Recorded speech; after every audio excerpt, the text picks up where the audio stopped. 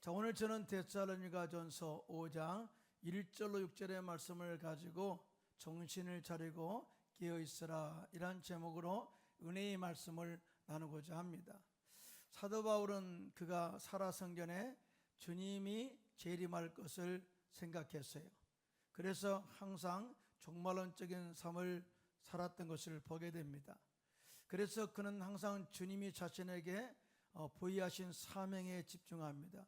그리고 고백하기를 나는 예수님께 받은 사명, 복음 전파를 위해서는 목숨을 아끼지 않겠다라고 이렇게 고백한 것을 보게 되죠. 한마디로 말하면 나는 영적으로 정신을 차리고 정말 깨어있는 삶을 삽니다라는 고백이겠죠. 그러면서 사도 바울은 데살로니가 교회 성도들을 향해서 언제 임할지 모르는 예수님의 재림을 준비하는 데 있어서 먼저 항상 깨어 있으라, 그렇게 권면해요. 뿐만 아니라 믿음과 소망과 사랑으로 무장을 해라. 또 서로 권면하고 화목하고 이루하면서 또 인내하면서 선행을 함께 실천을 할 것을 권면합니다. 더 나아가 기쁨과 감사와 기도를 생활화해라. 더 나아가 성령과 예언을 보존하고 이를 소중하게 여기는 영적으로 깨어있는 삶을 살라고 이렇게 권면했어요. 우리 역시 이러한 신앙생활을 실천하면서 영적으로 정신을 차리고 깨어 있어서 우리의 믿음의 순수함을 보존하고 거룩한 삶을 살다가 주님 재림하실 때 또 구원의 판결에 참여하는 저와 여러분들 되시기를 예수님의 이름으로 축원합니다. 자, 그러면 우리가 재림의 때를 맞이해서 영적으로 깨어 또 겸비해야 할 우리의 신앙 자세가 무엇일까요? 첫째로 우리는 도둑같이 임할 주님의 날을 위하여 영적으로 정신을 차리고 깨어있으라 라고 권면을 하고 있어요. 오늘 본문 데살로니가전서 5장 1절로 3절인데요 함께 합독합니다. 시작. 형제들아, 때와 시기에 관하여는 너에게 쓸 것이 없음은 죄의 날이 밤의 도둑같이 이를 줄을 너희 자신이 자세히 알기 때문이라. 그들이 평안하다 안전하다 할 그때에 임신한 여자에게 해산의 고통이 이름과 같이 멸망이 갑자기 그들에게 이르르니 결코 피하지 못하리라 그래요. 자, 사도 바울이 데살로니가 교회 성도들에게 메시지를 전하는 내용 가운데 주님의 재림은 반드시 있는 사건이다 라고 이렇게 말하면서, 자, 주님의 재림은 바로 임신한 여자에게 해산의 고통이 갑자기 오는 것처럼 그렇게 임할 것이다. 뿐만 아니라 도둑이 밤에 정말 뜻하지 않는 가운데 임하는 것처럼 온 것처럼 임하게 될 것이다 라고 이렇게 말씀을 하고 있으면서 그러므로 깨어 있으라 이렇게 말씀을 한 거예요. 근데 말이죠, 당시의 데살로니가 교회는 주님의 재림에 대한 기대보다는요 날짜가 언제 오느냐에 집중되어 있었어요. 사실은 이 부분은 주님도 사실은 굉장히 이렇게 말씀에 대해서 신중한 그런 하나의 관계지 않습니까? 그런 내용이지 않습니까? 그런데 이 데살로니가 교회는 자, 주님이 언제 재림하시는 날짜에 관심이 집중됨으로 인해서 정녕 주님의 재림을 위해서 우리가 어떻게 살아갈 것인가, 어떻게 깨어있을 것인가, 어떻게 기도할 것인가, 어떻게 우리가 실천할 것인가 하는 삶의 행동과 방식에는 관심이 멀어져 있었다고 그렇게 이야기를 하고 있어요. 그래서 사도 바울은 형제들아, 때와 시기에 대해서는 내가 너에게 말할 것이 없다. 이것은 이 말은 무슨 말이냐면은 나는 그 날짜에 대해서 알 수 없어. 근데 내가 어떻게 이야기할 수 있겠니? 나는 이런 고백을 하고 있는 거죠. 여러분, 예수님께서도 마태복음 24장 36절에 이렇게 말씀하셨습니다. 시작. 그러나 그날과 그때는 아무도 모르나니 하늘의 천사들도 아들도 모르고 오직 아버지만 아시느니라고 그렇게 말씀을 하셨어요. 이단들은요 정말 주님의 재림의 날짜가 이때다라고 날짜를 정하죠. 그러면서 사람들을 많이 유혹하고 만약에 헌금하지 않으면 구원에 이르지 못한다. 또 어떤 강요를 하면서 그렇게 미혹하고 사람들을 그렇게 많은 사람들이 빠져 모든 세상을 포기하도록 만든 때가 있었잖아요. 절대 속지 않기를 예수님의 이름으로 부탁드리겠습니다. 그러면서 예수님께서는 날짜는 말씀하셨지만은 주님이 말세의 지말에 주님이 재림할 그 말세에 대한 그런 환경에 대해서는 말씀하신 적이 있어요. 첫 번째, 많은 사람들이 내 이름으로 와서 이르기를 나는 그리스도라 그렇게 말하면서 많은 사람들을 미혹하게 될 것이다 그랬어요. 사실은 우리나라는요, 재림 예수라고 하는 사람들이 참 많아요. 그래서 이 말에 유혹되어서 빠져 들어가서 이단에 빠져간 사람들이 많잖아요. 이런 사람들은 가정을 파괴합니다. 또 모든 또 관계를 파괴합니다. 그러면서 오직 그 교주에 미쳐가지고 완전히 생활에 또 방탕한 생활에 어떤 모든 것을 파괴된 사람들이 얼마나 많은지 몰라요. 최근에 뉴스에 보니까 또 러시아에서도 내가 재림 예수다라고 한 사람이 나타나가지고 그렇게 사람들을 유혹했다고 나오고 있어요. 그러므로 우리는 내가 재림주라라고 말하는 그런 사람이 있다면은 이건 가짜다. 마지막 말세의 지말, 즉 주님의 재림할 때가 가까웠다라는 영적인 징조라 생각하고 깨 있으라 그 말이죠. 또한 난리와 난리 소문을 듣게 될 것이고 민족이 민족을, 나라가 나라를 대적하여 일어나겠고 곳곳에 기근과 지진이 있으리니 이 모든 것은 재난의 시작이니라 하고 마태복음 24장 5절로 8절에 이렇게 말씀을 하셨습니다. 그런 의미에서 지금 우크라이나 러시아 전쟁이 오랜 시간이 시작되고 있어요. 또 뿐만 아니라 하마스 공격으로 시작된 이스라엘과 하마스 전쟁은 또 언제 끝날지 모르고 있습니다. 더 나아가 끊임없이 듣게 되는 전쟁의 소문이나 소식들은 정말의 징조 내지는 정말의 예고가 아닐까 생각을 해보지 않을 수 없습니다. 그런데 말이죠, 예수님께서 아무리 예수님의 재림에 대한 환경의 징조 또 모든 이 환경의 기후의 징조를 말씀을 해 주셨어도 실적으로 이런 환경이 있으면서도 세상 사람들은 영적으로 어둠 가운데 있고 영적으로 눈이 감겨 있기 때문에 사실은 깨달을 수가 없다는 거예요. 사실은 예수를 믿는 사람이다 할지라도 영적으로 깨있지 않으면은 이런 이 하나님의 우리에게 제시한 징조, 말세의 지말의 징조, 주님의 재림의 징조를 깨달을 수가 없다라고 이렇게 말씀하고 있는 거예요. 그래서 사도 바울은 오늘 본문에 죄의 날이 밤에 도둑같이 이를 줄을 너희 자신이 알기 때문에 영적으로 정신을 차리고 깨어있으라고 말씀을 한 것입니다. 여기서 주님의 날은 어떤 날일까요? 구약 성경에 보면 주님의 날이라고 하는 것은 야훼의 날, 하나님이 회복시키는 날, 통치의 날, 이렇게 주님이 다스리는 날을 주의 날이라고 이야기합니다. 근데 신약에서 장차 미래의 관점에서 주의 날이라고 하는 것은 주님이 재림하시는 날, 이 날을 주님의 날이라고 이야기를 해요. 그러면 주님의 날에 주님의 날이 도래하게 되면은 어떤 역사가 나타날까요? 불신자들에게는 주님의 심판이 있는 날이고 지옥의 영혼이 떨어지는 날이다라고 이렇게 이야기를 하고 있습니다. 반면에 믿는 자들에게는 부활의 영광에 참여하는 날이고 영생에 우리가 그 나라로 들어가는 날, 그리고 하나님의 통치가 영원히 또 완전히 실현되는 날임을 선포하는 날인데요. 믿으시면 손 들고 아멘 하시기 바랍니다. 그러니까 주님의 날이 도래한다는 것은 우리에게는 축복이죠.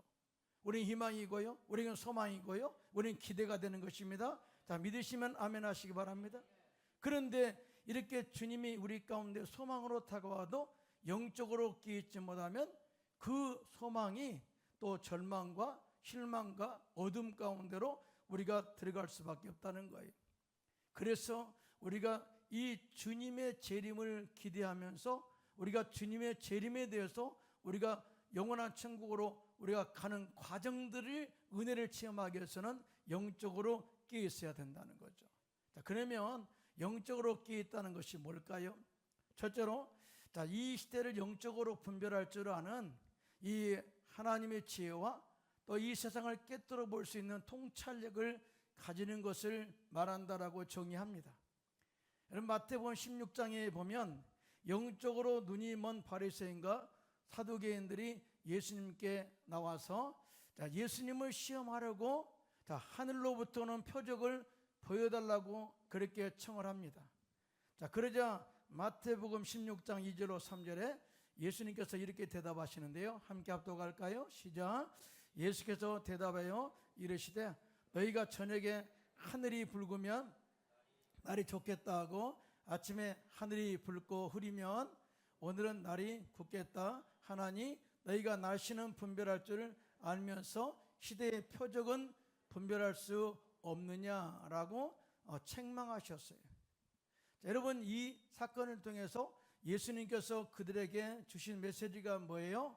자, 너희들은 육의 눈을 떠서 세상에 나타난 이 모든 날씨는 분별할 줄 아는 능력은 있어, 지식은 있어. 그러나 영의 눈이 다 닫혀 있기 때문에, 영적으로 어둠 가운데 있기 때문에, 자, 주님이 메시아로 이 땅에 왔음에도 불구하고 믿지 못하고 표적을 보여달라고 하는 너희의 모습이 참 안쓰럽다, 정말 안타깝다라고 하는 그런 부분을 이야기하고 있는 거예요. 사는 성도 여러분, 바리새인과 사두개인들은요, 성경 교사들입니다. 여러분 아시다시피 바울이 된 사울이 바리새인 출신이잖아요. 그리고 모든 랍비로서 많은 사람들을 성경을 가르쳤던 성경 교사였죠. 가말리엘 문화생으로서 성경에 박식한 사람이었어요. 그런데 영적인 눈을 뜨지 못하면 예수님이 이 땅에 메시아로 오심에 대해서 깨닫지 못하더라. 왜 그러냐? 어둠 가운데 있기 때문에, 영의 눈이 닫혀 있기 때문이다, 이렇게 말씀을 한 거예요. 그런데 이러한 현상이 그때만 일어난 것이 아니라 오늘날에도 충분히 일어날 수가 있다는 거예요. 자, 예수님이 2000년 전에 온 것을 영적으로, 신학적 용어로 초림이라고 합니다. 초림. 이 세상을 구원하러 오신 거예요. 십자가에 죽으시고 부활하심으로 말미암아 우리의 죄를 다 사하시고 저주를 끊으시고 질병을 치유하시고 영생을 주시기 위해서 이 땅에 오셨어요. 여러분 믿으시면 아멘. 자, 그런데 영적으로 깨우치 못해서 주님의 초림을, 메시아로 오신 예수님을 알아보지 못하고 믿지 않는 그런 것처럼 현 시대에도 주님이 재림하는 때가 보여졌어도 영적으로 눈이 멀어 있다면, 깨있지 못한다면 똑같은 이런 현상이 나타날 수가 있다, 그 말인 거예요. 그러므로 우리들은 성령으로 충만해서 말씀을 통해서 이 세상 징조, 주님의 재림에 대한 징조를 우리에게 가르쳐 준 것처럼 그 말씀을 깨닫고 주님의 재림을 준비하는, 영적으로 껴있는 또 통찰력과 지혜를 겸비하게 되시기를 예수님의 이름으로 축원합니다. 굉장히 중요한 부분이에요. 더 나아가 우리는 영적으로 우리가 깨어있어 주님의 재림을 준비하기 원한다면 신랑 되신 예수님을 맞이하기 위해서 영적으로 기름을 항상 준비해야 된다라고 이야기를 하고 있어요. 마태복음 25장에 보면 예수님께서는 천국은 마치 등을 들고 신랑을 맞으러 나간 열 처녀와 같다, 이렇게 말씀하시면서 그중 다섯은 미련하고 다섯은 슬기 있는 자다 그래요. 미련한 자들은 등을 가지되 기름을 가지지 아니하고, 슬기 있는 자들은 그릇에 기름을 담아 등과 함께 가져갔더니 신랑이 더디움으로 모두 다 졸다가 자게 되었다. 우리의 신앙이라는 것은요, 날마다 깨 있을 수는 없는 거예요. 나 눈 번쩍 뜨고 깨 있는 것이 아니에요. 여러분 아시잖아요. 우리가 주님의 부르심을 받을 때 전적 기도하다가 간 적은 없어요. 성경에 보면은 한 두 사람의 밭을 가다가 한 사람 올라가고 한 사람은 그대로 남고, 두 사람이 맷돌을 가다가 한 사람은 올라가고 또 한 사람은 남고, 그러니까 우리의 삶 가운데 주어진 사명을 감당하는 순간에 주님이 재림하실 수도 있다. 잠자다가 재림할 수도 있다. 잠잘 때도. 이거 중요한 부분이거든요. 자, 그런데 밤중에 주님이 온다는 소식이 들린다는 거예요. 자, 그 중에 밤중에 소리가 나는데 보라 신랑이 오리로다, 신랑이로다 맞으러 나오라 하며, 자, 이에 처녀들이 다 일어나 다 등을 준비하게 되는데, 자, 미련한 자들이 슬기 있는 자들에게 이르기를 우리의 등불이 꺼져가니 너의 기름을 좀 나눠 달라, 이렇게 청합니다. 자, 그때 슬기 있는 자들이 대답하기를, 자, 우리와 너희가 쓰기에 다 부족할까 하노니 차라리 파는 자들에게 가서 너희 쓸 것을 사라, 이렇게 말합니다. 자, 그들이 기름을 사러 간 사이에 신랑이 오므로 준비하였던 자들은 함께 혼인잔치에 들어가고 문은 닫히게 되었다고 이렇게 말씀을 하고 있어요. 이 말씀을 통해서 우리가 깨닫는 것은, 우리가 주님과의 재림의 관계의 가장 중요한 부분은요, 각 개인의 신앙과 연결되어 있다, 그 말이에요. 누구의 중보기도로, 누구의 힘으로 천국에 가는 것이 아니라, 주님의 재림을 맞이하는 것이 아니라 그 사람이 영적으로 깨어 있느냐, 아니 그 사람이 성령으로 충만해서 기름을 따로 준비하고 있느냐, 이런 부분에 대해서 주님이 체크하신다는 거죠. 자, 믿으시면 아멘 하시기 바랍니다. 자, 그 위에 예수님께서는 마태복음 25장 11절로 13절에 시작. 그 위에 남은 처녀들이 와서 이르되 주여 우리에게 열어주소서. 대답하여 이르되 진실로 너에게 이르노니 내가 너희를 알지 못하노라 하였느니라. 그런즉 깨어 있으라. 너희는 그날과 그때를 알지 못하느니라 그래요. 자, 날짜가 중요한 것이 아니라 주님의 재림의 때가 언제 올 것인가 환경적으로 이미 보여줬으니 정신을 바짝 차리고 깨어 있어 기름 준비하고 성령 충만하고 말씀으로 무장해서 영적 지혜와 통찰력을 가지고 주님의 재림을 기다리라 라고 말씀을 하고 있어요. 할렐루야. 자, 그리고 본문에 주님의 날이 밤에 도둑같이 임한다고 말씀을 하고 있는데요, 여기서 밤이란 영적으로 해석하면 세상의 현실이 밤같이 어두운 현실 가운데라는 의미가 있어요. 요즘 그러잖아요. 정치가 많이 어두워요. 정치에 빛이 없습니다. 거짓말에 난무하고 뭔가 진리인지 진실인지를 깨달을 수가 없어요. 뿐만 아니라 경제가 혼란스럽습니다. 트럼프 등장으로 말미암아서 전 세계에 세금을 올려가지고 말이죠, 관세를 올려가지고요, 실적으로 경제 소통이 굉장히 어렵게 됐어요. 그러니까 미래가 불분명합니다. 더 나아가 인류의 도덕이나 세계 역사도 어두워지고 불법이 성행하고 동성애 등 성문화가 타락해서 밝은 점을 찾아보기 힘든 그런 이 밤같은 어둠 가운데의 삶이 계속 지속되고 있어요. 자, 이럴 때 우리가 그들과 함께 타협하지 않기 원한다면은 정말 성령 충만하고 영적으로 끼어 있어서 시대를 분별하고 영적으로 게으르지 않고 각자에게 맡겨진 사명을 감당하는 저와 여러분 되시기를 예수님의 이름으로 축원합니다. 그다음에 두 번째, 우리는 빛의 자녀로 살기 위해서 영적으로 정신을 차리고 끼어 있으라, 이렇게 권면하고 있어요. 오늘 본문 데살로니가전서 5장 4절로 5절입니다. 함께 합독해요. 시작. 형제들아, 너희는 어둠에 있지 아니하며 그 날이 도둑같이 너희에게 임하지 못하리니 너희는 다 빛의 아들이요 낮의 아들이라. 우리가 밤이나 어둠에 속하지 아니하나니. 그래. 참 이상하죠. 자, 전반부에는 주님이 도둑같이 온다 그랬어요. 그런데 이 후반부에서는 너희는 그렇지 않다는 거예요. 다시 말해서, 자, 주님의 재림의 날에 대해서 자, 너희는 알 수가 있다.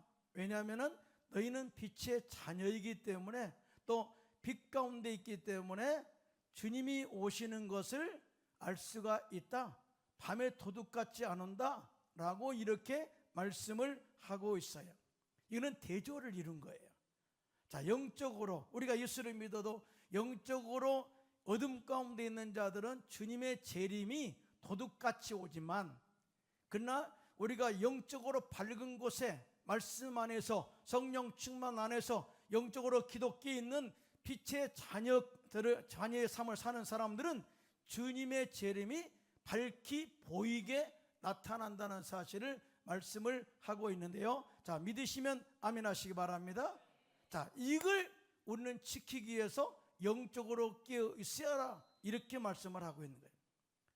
여러분, 우리는 어둠에 있지 않고 빛 가운데 사는 빛의 자녀요, 또 빛의 아들이라는 사실, 자, 믿으신 분만 손 들고 아멘 하시기 바랍니다.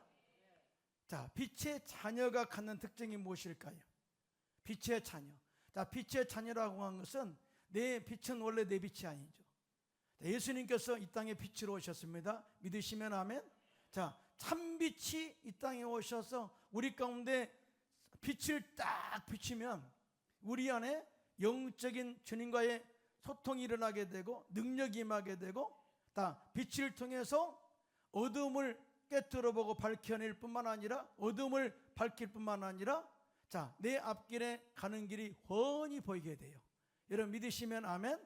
자, 그래서 사실은 우리가 빛의 자녀의 삶이라고 하는 것은, 자, 어둠에 있지 않고, 자, 캄캄한 것을 우리가 가까운 가운데 있지 않고 대나처럼 이 모든 것을 환하게 깨뜨려 볼 수 있는 이 상태에 있다는 사실을 가르쳐주고 있는 거예요. 그러니까 우리는 환경에 일어난 모든 것들을 다 아는 지혜와 통찰력을 가지고 있다. 자, 이것을 지키기 위해서 우리는 깨어 기도해야 된다라고, 또 깨어 있어야 된다고 말씀을 하고 있어요. 자, 믿으시면 손 들고 아멘 하시기 바랍니다. 우리는 예수님의 수리라들 그러면 대단하게 생각하잖아요. 그런데 그들도 말이죠, 기도하지 않고 깨어있지 않으면은 실적으로 이 영적인 이 부분을 볼 수 없어요. 그래서 우리는 영적인 눈을 떠서 정말 우리가 환경에 나타난 이 모든 것들을 다 영적으로 분별하고 깨뜨려 볼 수 있도록 지혜를 갖기 원한다면은, 또 시험에 들지 않고 영적으로 승리하기를 원한다면은 우리가 기도로 깨어 있기를 예수님의 이름으로 축원합니다. 마가복음 14장에 보면 예수님께서는 베드로와 야고보와 요한을 데리고 겟세마네 동산에 마지막 최후의 기도를 하러 가십니다. 사실은 우리는 십자가에서 예수님께서 달려 돌아가시고 부활하신 사건에 대해서 신학자들은 그것은 주님의 구원을 이루신 완성한 처소라고 이야기하죠. 그러나 그 전에 예수님께서는 십자가를 질 것인가 말아야 될 것인가 라는 이 고민, 두 가지의 갈등을 가지고 겟세마네 동산으로 가셔요. 그런데 혼자 간 게 아니라 다 제자들을, 수제자들을 데리고 가요. 거기는 의도가 있죠. 혼자 기도한 것보다는 두 사람이 기도하면 천을 쫓고, 만을 쫓고 삼겹살은 끊어지지 않는다는 영적인 원리를 아시기 때문에, 자, 함께 가서 이렇게 말씀하십니다. 자, 이르시기를 내 마음이 심히 고민하여 죽게 되었으니 너희는 여기 머물러 깨어 있으라. 여러분, 진짜 예수님이 보통 기도 도와라 그렇게 말하지 않거든요. 나 좀 힘 도와다오, 힘들어 내가, 그렇게 말하지 않거든요. 근데 이 순간 겟세마네 동산에서 영적 싸움에서는 혼자 싸우기보다는 정말 마지막 때 마귀의 진을 파하고 믿음의 승리를 이루고 십자가의 영원한 구원의 완성을 이루기 위해서는 기도가 필요하다는 거예요. 그래서 깨어있으라. 깨어있다는 것은 기도로 좀 도와다오 그거든요. 이미 마음까지 이야기, 내 마음이 너무나 힘들어 그 이야기 했잖아요. 그리고 땅에 엎드리면서 엎드려서 기도하시기를 아빠 아버지요, 아버지는 모든 것이 가능합니다. 그러므로 이 잔을 내게서 옮겨 주십시오. 그러나 나의 원대로 마시옵고 아버지의 원대로 하시옵소서 하고 다시 제 아들에게 오시죠. 한번 보겠습니다. 마가복음 14장 37절로 38절 시작. 돌아오사 제 아들이 자는 것을 보시고 베드로에게 말씀하시되 시몬아 자느냐 내가 1시간도 깨어 있을 수 없더냐 시험에 들지 않게 깨어 있어 기도하라 마음에는 원이로되 육신이 약하도다 하시고 그렇게 말씀을 해요. 다시 말해서 내가 이 땅에 메시아로 오는 이 엄청난 사건을 네가 깨닫지 못하고 잠자고 있는 것은 아니 십자가를 지기 전에 아버지 내가 이 십자가의 고난의 잔을 내가 마셔야 됩니까? 만약에 마시지 않을 수 있다면 이걸 거둬주십시오 라고 하는 그 마음의 결단을 하는 순간에 좀 기도 좀 도와달라고 기도해달라고 했는데 자고 있단 말이죠. 그래서 예수님이 그의 육신이 약하여 잠자는 그 모습을 그냥 둡니다. 그리고 말하죠. 너는 내가 시험에 들지 않도록 즉 너의 신앙을 지키도록 하기 위해서 이제는 기도해라. 적어도 1시간을 기도해라 라고 이렇게 말씀을 하신 거예요. 자, 그들이 아무리 수제자였다 할지라도 기도로 깨있지 않았기 때문에 예수님께서 십자가에 달려 돌아가셔서 구원하시는 하나님의 은혜를 깨닫지 못하고 결과적으로 보면 뭐예요? 자, 세 제자뿐만 아니라 모든 제자들이 예수님께서 인류의 구원을 위해서 십자가에 달려 돌아가실 때 예수님 모른다고 다 부인하고 떠나버리고 말았지 않습니까? 자, 그 위에 자들의 삶 가운데 놀라운 변화의 바람이 불기 시작합니다. 부활하신 예수님이 그들을 찾아가죠. 그리고 그의 모든 배반의 사건들을 다 회복시켜 주시고요. 승천하시기 전에 뭐라고 해요? 너희는 위로부터 능력이 빌 때까지 이 성에 머물라. 그리고 성령을 받고 증인된 삶을 살라 라는 말씀을 하시고 500명이 그 제자들에게 말씀하시고 감람산에서 승천하셨어요.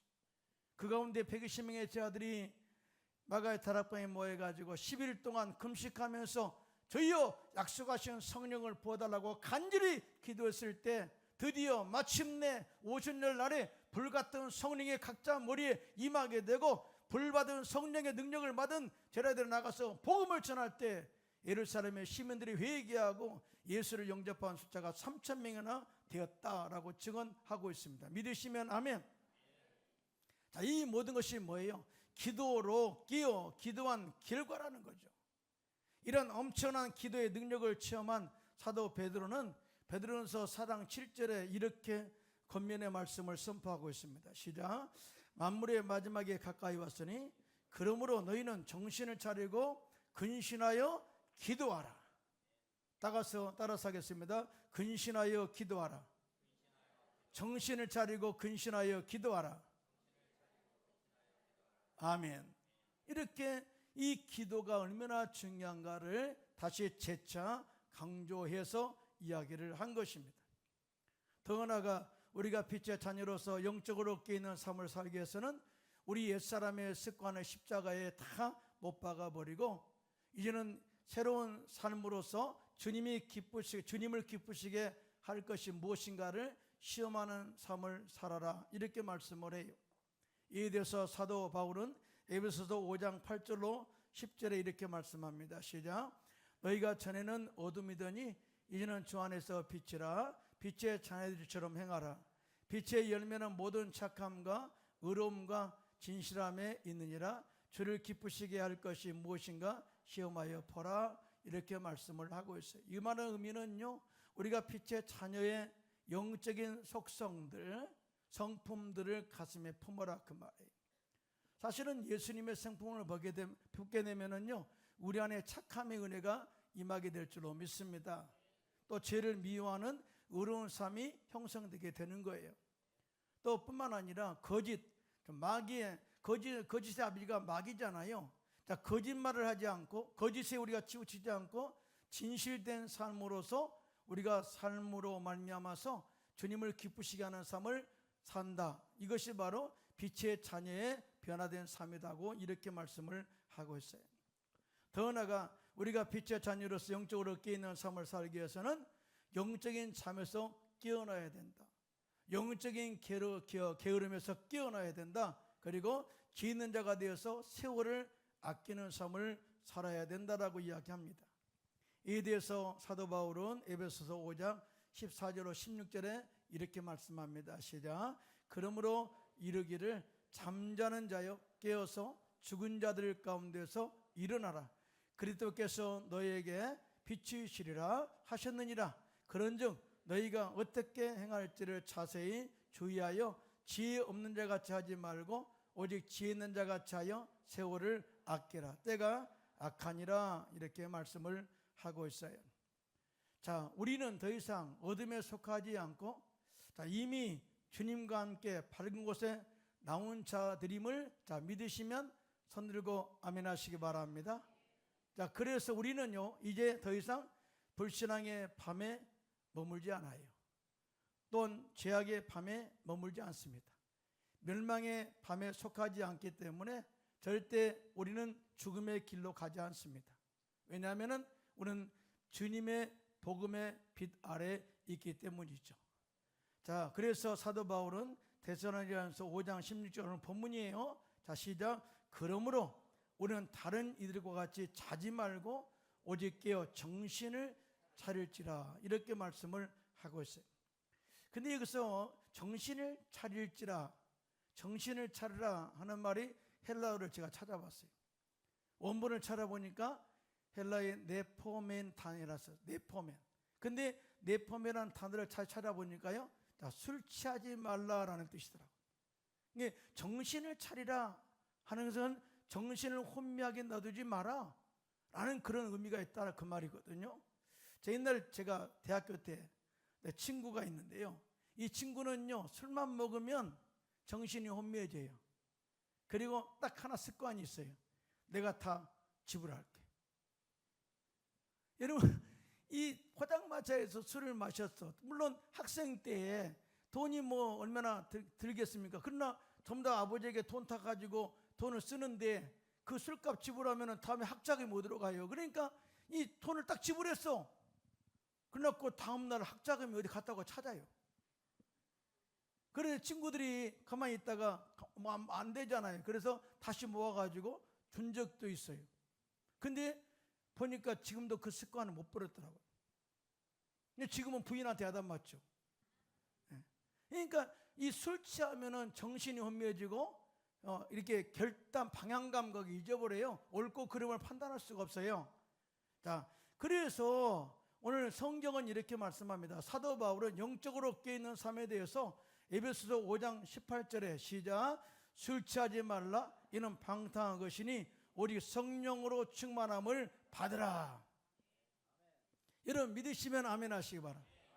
그래서 우리는 늘 성령으로 충만해서 영적으로 깨있음으로 말미암아서 영적 분별을 가지고 정말 시대를 올바로 뚫어볼 수 있는 통찰력과 지혜를 겸비하게 되시기를 예수님의 이름으로 축원드리겠습니다. 여러분, 지금 세상을 보면 영적으로 혼돈 시대에 살고 있다 해도 틀린 말이 아니에요. 지금 우크라이나 러시아 전쟁이 뭐 3년 이렇게 지속되면서 거기에 많은 젊은 청년들이 목숨을 잃었어요. 사실은 지도자라면 한번 생각해 보잖아요. 지도자라면 이만하면 됐어 라고 생각하면서 이 목숨 잃은 생명에 대한 더 이상 더 생명이 죽으면 안 된다라는 생각을 가지고 안타까운 마음으로 전쟁을 멈출 수도 있잖아요. 근데 이에 대해서 책임을 진 사람이 없다는 거죠. 더 나아가 다 죄와 거짓이 난무하는데도 양심의 가책을 느끼지 않아요. 옛날에 경쟁이나 정치인들이나 어떤 죄를 지었을 때에 뭔가 자녀나 아니면은 어떤 일로 정말 내가 범죄에 연루됐다면은 다 내 탓입니다 하고 모든 것을 다 양심의 가책을 가지고 그만뒀어요.